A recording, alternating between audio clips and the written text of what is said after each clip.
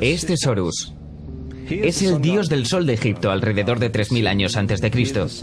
Él es el sol antropomorfizado y su vida es una serie de mitos alegóricos relacionados con el movimiento del sol en el cielo. Desde los viejos jeroglíficos en Egipto sabemos mucho sobre este mesías solar. Por ejemplo, Horus, siendo el sol o la luz, tenía un enemigo conocido como Set, y Set era la personificación de la oscuridad o la noche. Y hablando metafóricamente, cada mañana Horus le ganaba la batalla a Set, mientras en el atardecer Set conquistaba a Horus y lo mandaba al bajo mundo. Es importante notar que oscuridad versus luz o bien versus mal es una de las dualidades mitológicas más extendidas que se conocen, y aún se expresan en varios niveles hasta la fecha. En líneas generales, la historia de Horus es la siguiente. Horus nació un 25 de diciembre de la Virgen Isis Meri. Su nacimiento fue acompañado por una estrella en el este, la cual ayudó a 3 reyes a ubicar y adorar al Salvador recién nacido. A los 12 años era un niño prodigio maestro. A la edad de 13 años fue bautizado por alguien llamado Anub, y así empezó su ministerio.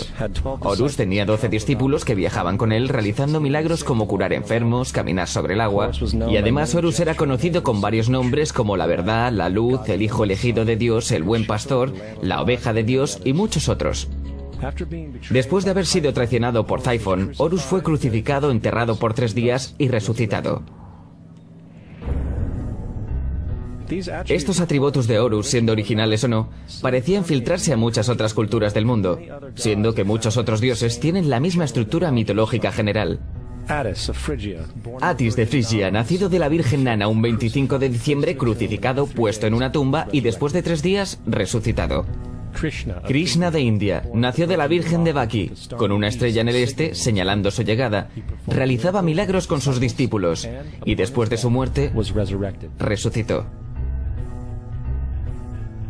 Dionisio de Grecia, nacido de una virgen un 25 de diciembre. Era un maestro viajero que realizaba milagros como transformar el agua en vino. Se lo llamaba Rey de Reyes, único hijo de Dios, Alfa y Omega y muchos otros. Y luego, después de morir, resucitó. Mithra de Persia, nacida de una virgen un 25 de diciembre. Tenía 12 discípulos y realizaba milagros y después de morir fue enterrada por 3 días y resucitó. También se le llamaba la verdad, la luz y otras muchas. Es notable que el día sagrado para adorar a Mithra era el domingo. El hecho es que hay numerosos salvadores de diferentes periodos de todo el mundo que concuerdan con estas características generales. La pregunta permanece, ¿por qué estos atributos? ¿Por qué el nacimiento de una virgen el 25 de diciembre? ¿Por qué muerto por 3 días? ¿Y su resurrección? ¿Por qué 12 discípulos? Para saber más, examinemos el más reciente de los mesías solares. Y lo haremos muy rápidamente. Jesucristo nació de la Virgen María un 25 de diciembre en Belén. Su nacimiento fue anunciado por una estrella del este, la cual 3 reyes siguieron para ubicar y adorar a su nuevo Salvador. Fue maestro a los 12 años, a los 30 fue bautizado por Juan el Bautista y ahí comenzó su ministerio. Jesús tenía 12 discípulos que viajaban con él y realizaban milagros como curar a enfermos, caminar sobre el agua, levantar muertos. También era conocido como Rey de Reyes, el Hijo de Dios, la luz del mundo, Alfa y Omega, la oveja de Dios y muchos otros. Después de ser traicionado por Judas y vendido por 30 piezas de plata, fue crucificado, puesto en una tumba y después de 3 días resucitó y ascendió al cielo.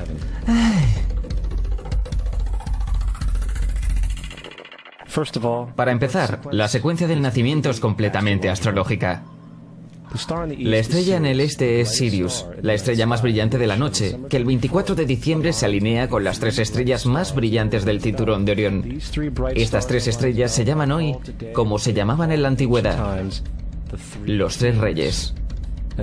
Los 3 reyes y la estrella más brillante, Sirio, apuntan al lugar donde sale el sol, el 25 de diciembre. Por esto es que los 3 reyes siguen a la estrella en el este, para ubicar la salida del sol, el nacimiento del sol.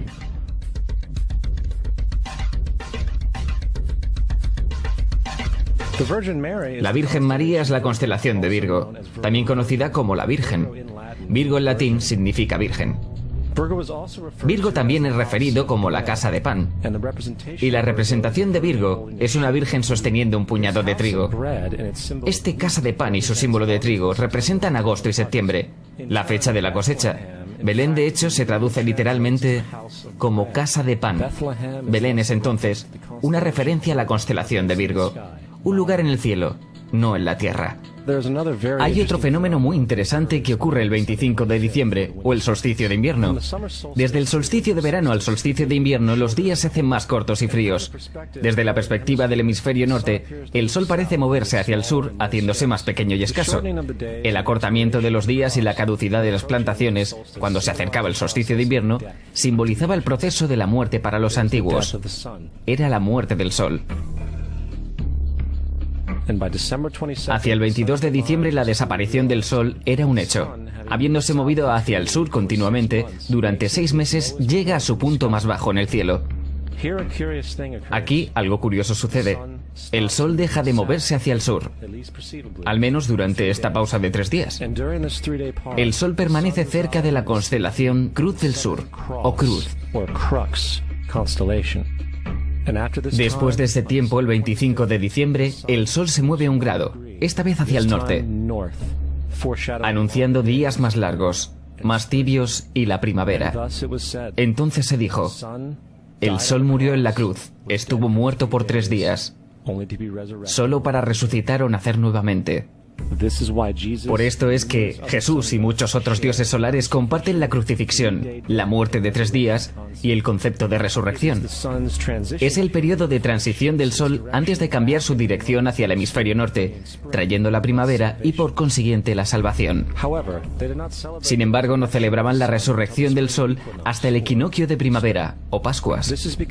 Esto se debe a que en el equinoccio el Sol oficialmente vence a la malvada oscuridad, cuando los días se hacen más largos que las noches y las condiciones revitalizantes de la primavera aparecen. Ahora, probablemente, el más obvio de todos los simbolismos astrológicos alrededor de Jesús sean los 12 apóstoles. Son simplemente 12 constelaciones del zodiaco, a través de las cuales Jesús, siendo el Sol, viaja. De hecho, el número 12 se ve en toda la Biblia.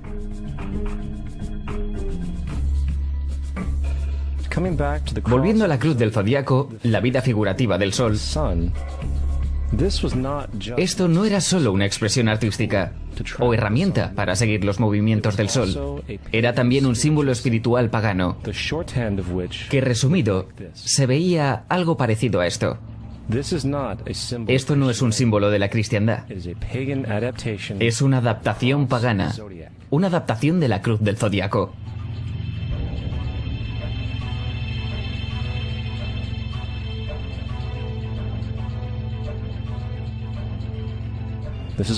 Es por eso que Jesús en las primeras artes secretas se mostraba con su cabeza sobre la cruz, debido a que Jesús es el Sol.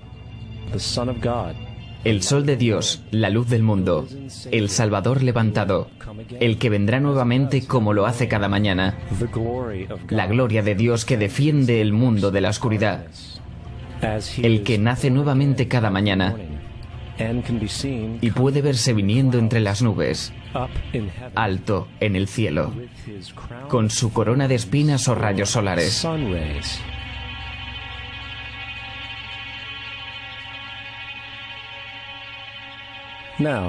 Ahora, de las varias metáforas astrológicas astronómicas en la Biblia, una de las más importantes tiene que ver con las eras. Por todas partes en el escrito hay numerosas referencias a la era. Para entender esto necesitamos estar familiarizados con el fenómeno conocido como procesión de los equinoccios. Los antiguos egipcios, así como culturas anteriores a ellos, reconocían que cada aproximadamente 2150 años, el amanecer en la mañana del equinoccio de primavera ocurría en un siglo diferente del zodiaco. Esto tiene que ver con el lento movimiento angular que la Tierra mantiene mientras rota sobre su eje. Es llamado procesión porque las constelaciones van hacia atrás de forma opuesta al ciclo anual normal. El tiempo que tarda la procesión en pasar por los 12 signos es aproximadamente 25.765 años. Esto es llamado el Gran Año, y las sociedades antiguas eran muy conscientes de esto. Ellos llamaban al periodo de 2150 años una era. De 4300 a.C. a 2150 a.C. fue la era de Tauro, el toro. De 2150 a.C. a 1 después de Cristo fue la era de Aries, el carnero. Y 1 después de Cristo a 2150 después de Cristo es la era de hoy, Piscis. Alrededor de 2150 entraremos en la nueva era, la era de Acuario.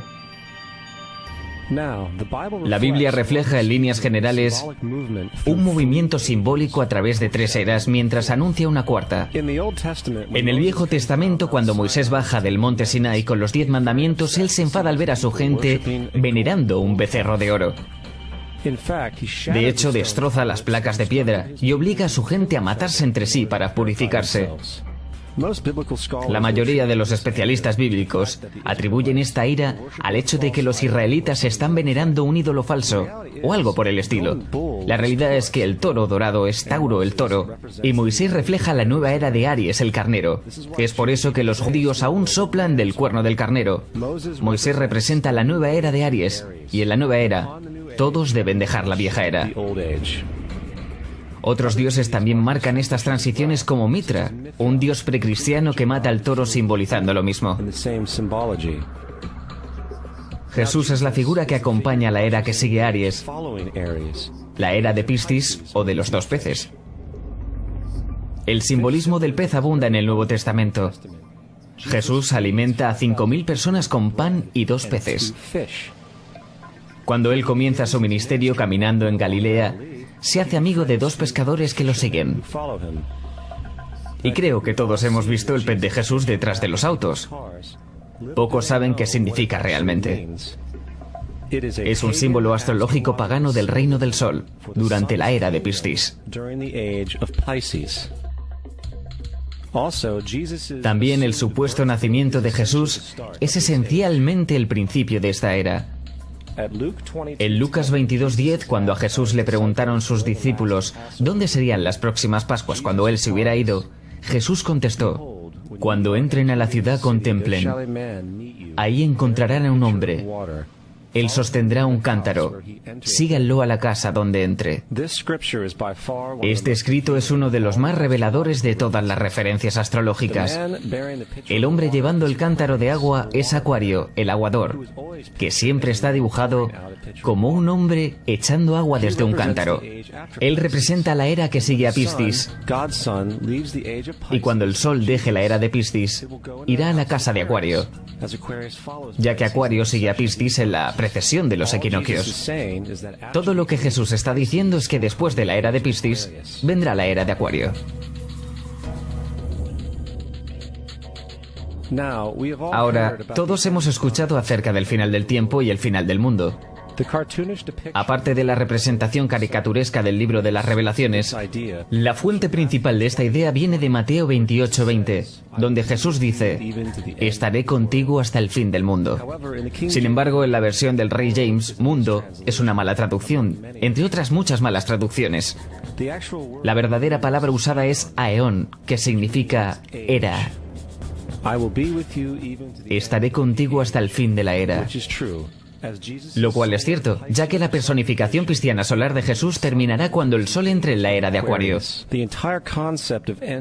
Todo el concepto del fin del tiempo y del fin del mundo es una alegoría astrológica mal interpretada. Digámosle eso ahora a alrededor de 100 millones de personas solo en América que creen que el fin del mundo se acerca. Más aún, el personaje de Jesús como híbrido literario y astrológico es más explícitamente un plagio del dios del sol egipcio Horus. Por ejemplo, inscrito hace alrededor de 3500 años en las paredes del templo de Luxor en Egipto hay imágenes de la anunciación de la concepción de Inmaculada, el nacimiento y la adoración de Horus. Las imágenes comienzan con Tau, anunciando a la Virgen Isis, que concebirá a Horus. Luego Nef, el Espíritu Santo, impregna a la Virgen. Y después, el alumbramiento y la adoración. Esta es exactamente la historia de la concepción milagrosa de Jesús. De hecho, las similitudes literales entre la religión egipcia y la religión cristiana son asombrosas.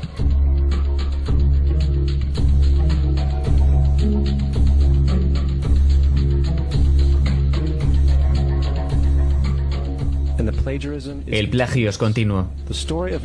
La historia de Noé y el arca de Noé está tomada directamente de la tradición. El concepto de la gran inundación es común a través del mundo antiguo, con más de 200 declaraciones diferentes citadas en distintos periodos y etapas. Sin embargo, no se necesita demasiado para encontrar una fuente precristiana en la épica de Gilgamesh, escrita en 2600 a.C. Esta historia habla de una gran inundación mandada por Dios, un arca que salvó animales e incluso el envío y retorno de una paloma. Todos comunes con la historia bíblica, junto con muchas otras similitudes. Y también la historia plagiada de Moisés. Cuando Moisés nació, se dijo que fue puesto en un canasto y dejado flotando en un río. Todo eso para evitar el infanticidio. Más tarde fue rescatado por una hija de la realeza y criado por ella como un príncipe. Esta historia de un bebé en un canasto fue copiada directamente del mito de Sargón de Akkad, alrededor de 2250 a.C. Sargón nació, fue puesto en un canasto para evitar el infanticidio y fue dejado flotando en un río. Él fue rescatado y criado por Aquí, una comadrona real. Aún más, Moisés es conocido como el dador de leyes, el dador de los 10 mandamientos, la ley de las tablas. Sin embargo, la idea de una ley que es pasada de Dios a un profeta en una montaña es también un tópico muy viejo. Moisés es solo un dador de leyes, dentro de una larga lista de dadores de leyes de la historia mitológica. En India Manú es el gran dador de leyes, en Creta Minos ascendió al monte Dicta, donde Zeus le dio las leyes sagradas, mientras que en Egipto estuvo Mises, que llevó las placas de piedra donde se escribieron las leyes de Dios. Manu, Minos, Mises, Moisés. Y en cuanto a los 10 mandamientos, fueron sacados completamente del encanto 125 del libro de los muertos egipcios. Lo que el libro de los muertos rezaba: no he robado, se convirtió en no robarás. No he matado, se convirtió en no matarás. No he mentido, se convirtió en no levantarás falso testimonio, y así sucesivamente. De hecho, la religión egipcia es probablemente la primera base fundacional para la teología judeocristiana. Bautismo, vida después de la muerte, juicio final, nacimiento por virgen y resurrección, crucifixión, el arca de la alianza, circuncisión, salvadores, sagrada comunión, el diluvio, Pascua cristiana, Navidad, Pascua judía y muchas más. Son todo atributos de ideas egipcias creadas mucho antes que el cristianismo y el judaísmo. Justino Mártir, uno de los primeros historiadores cristianos y defensores, escribió: cuando decimos que Jesucristo, nuestro Maestro, fue concebido sin unión sexual, fue crucificado y muerto y resucitó y ascendió al cielo, no proponemos nada distinto de lo que crees con respecto a lo que estimamos sobre los hijos de Júpiter. En otro escrito, Justino Mártir dijo: él nació de una virgen, acepta esto, junto con lo que crees de Perseo. Es obvio que Justino y otros cristianos antiguos sabían cuán similar era la cristiandad respecto a las religiones paganas. Sin embargo, Justino tuvo una solución. Según él, el diablo lo hizo. El diablo tuvo la previsión de venir antes que Cristo y crear estas características en el mundo pagano. Cristiandad fundamentalista fascinante. ¿Esta gente realmente cree que el mundo tiene 12.000 años? Realmente le pregunté a uno de estos tipos: ok, ¿y los fósiles de dinosaurios? Me contestó: ¿fósiles de dinosaurios? Dios los puso ahí para probar nuestra fe.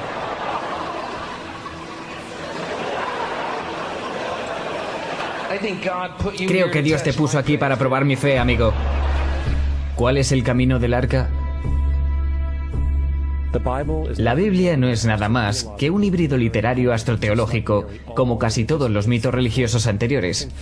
De hecho, el tema de transferencia de atributos de un personaje a un nuevo personaje se pueden encontrar dentro del libro mismo. En el Viejo Testamento está la historia de José. José fue un prototipo de Jesús. José tuvo un nacimiento milagroso. Jesús tuvo un nacimiento milagroso. José tenía 12 hermanos. Jesús tenía 12 discípulos.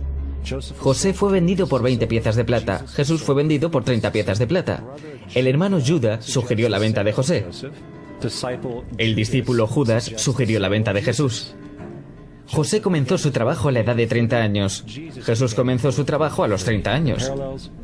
Los paralelismos siguen y siguen. Es más, ¿hay alguna referencia histórica no bíblica de alguna persona viviendo con el nombre Jesús, el hijo de María, que viajaba con 12 seguidores curando gente y demás? Hay numerosos historiadores que vivieron en alrededores del Mediterráneo durante o después de la supuesta vida de Jesús. ¿Cuántos historiadores documentan esta figura? Ninguno. Sin embargo, para ser justos no significa que defensores del Jesús histórico no hayan sostenido lo contrario. 4 historiadores son citados típicamente para justificar su existencia. Plinio el Joven, Sustenius y Tácito son los primeros 3. Cada una de sus citas consisten solo en unas pocas oraciones. Y solo se refieren al Christus o al Cristo, que de hecho no es un nombre, sino un título. Significa el elegido. La cuarta fuente es Josephus, y ha sido probada ser una falsificación hace cientos de años. Tristemente, aún hoy es citada como cierta. Es de suponer que un tipo que se levantó entre los muertos y ascendió al cielo delante de todo el mundo y realizó la cantidad de milagros que se le atribuyen, hubiera permanecido en el registro histórico. No lo hizo porque una vez que la evidencia es sopesada, hay una probabilidad muy alta que la figura conocida como Jesús no haya existido nunca. La religión cristiana es una parodia sobre la adoración al sol, en la cual pusieron a un hombre llamado Cristo en lugar del sol, y lo adoran como originalmente adoraron al sol. Thomas Paine. No queremos ser crueles, pero queremos ser objetivos. No queremos causar sentimientos dolorosos, pero queremos ser académicamente correctos en lo que entendemos y que sabemos que es cierto. La cristiandad no está basada en verdades. Encontramos que la cristiandad fue de hecho nada más que una historia romana, desarrollada políticamente. La realidad es, Jesús fue una deidad solar de la secta cristiana agnóstica, y como todos los otros dioses paganos, era una figura mítica. Fue el sistema político que buscó crear la figura de Jesús para tener control social. Por el 325 después de Cristo en Roma, el emperador Constantino convocó al Consejo de Nicea. Fue durante esta reunión que las políticamente motivadas doctrinas cristianas fueron establecidas y donde empezó la larga historia de derramamiento de sangre y fraude espiritual. Y por los siguientes 1600 años, el Vaticano mantuvo un control político sobre toda Europa, conduciendo a periodos felices como la Edad Oscura, junto con iluminados eventos como las Cruzadas y la Inquisición.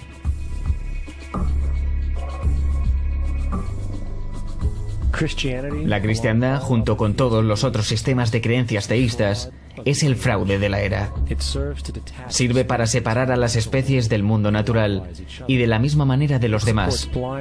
Apoya la ciega sumisión a la autoridad. Reduce la responsabilidad humana al hecho de que Dios controla todo. Y de hecho, se pueden justificar crímenes horribles en nombre de la búsqueda divina. La religión nunca podrá reformar la humanidad porque la religión es esclavitud, y aún más importante, hace más fuerte a los que conocen la verdad pero usan el mito para manipular y controlar las sociedades. El mito religioso es el mecanismo más poderoso que jamás haya sido creado y sirve como terreno psicológico, donde los otros mitos pueden prosperar.